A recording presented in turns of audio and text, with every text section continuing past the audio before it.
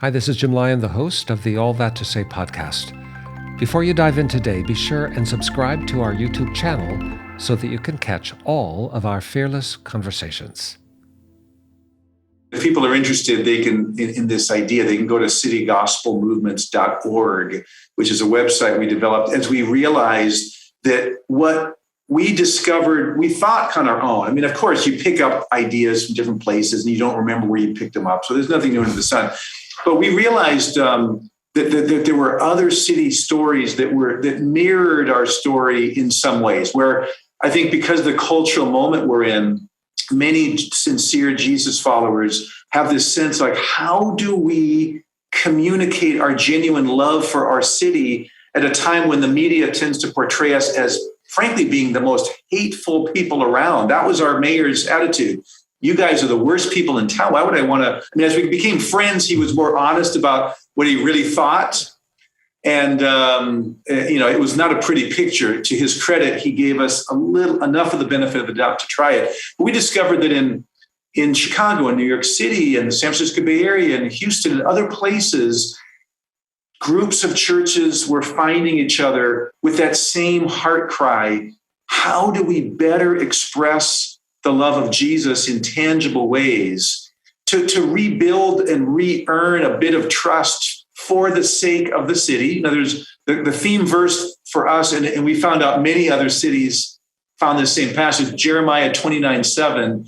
Seek the shalom of the city to which I've carried you into exile. Pray to the Lord for it, for if it prospers, you too will prosper. In that context of God's people 700 years before the birth of Christ being carried physically into captivity in Babylon. So here's God's people physically in a strange land against their will. And many people in Portland, many believers in Portland kind of feel like they're in exile too. Mm-hmm.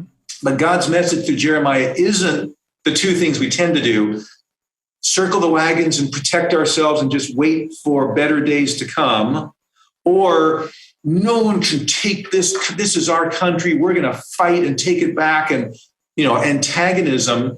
That the message Jesus gave back then, and we feel it's equally applicable today, is actively seek the peace and prosperity of this city to which I've taken you into exile. Don't view that you're here by accident or that you're here against your will. Choose to believe that God has you there for a reason, no matter how discordant the culture feels to you. It doesn't mean that we accommodate and that we look exactly the same. They maintain their unique identity. We maintain our stature as followers of Jesus Christ, I say proudly, and I hope in the right way, and yet we're actively to seek the shalom of the city. So that we found so many cities that were kind of on this same path and journey. What does it look like for a group of churches together to seek the shalom of the city? What sorts of areas of brokenness can we lean into? How do we discover these places? They're usually not hard to find. Every city, it's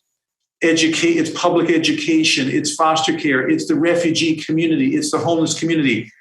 And so we found so many similarities. All we did was say, hey, what if we tried to convene digitally and in person occasionally the leaders of these different sort of movements just to learn from each other? No one's in charge of anyone else.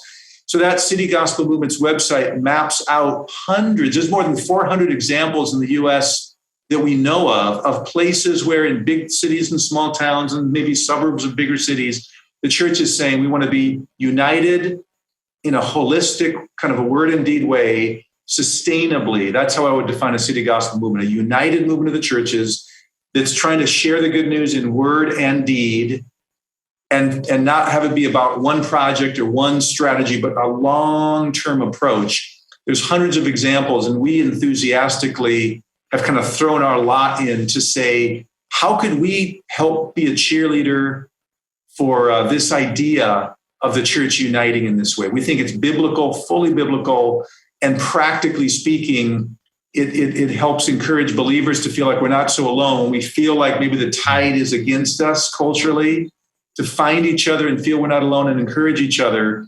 And then also just find these simple, creative ways to seek the shalom of the city.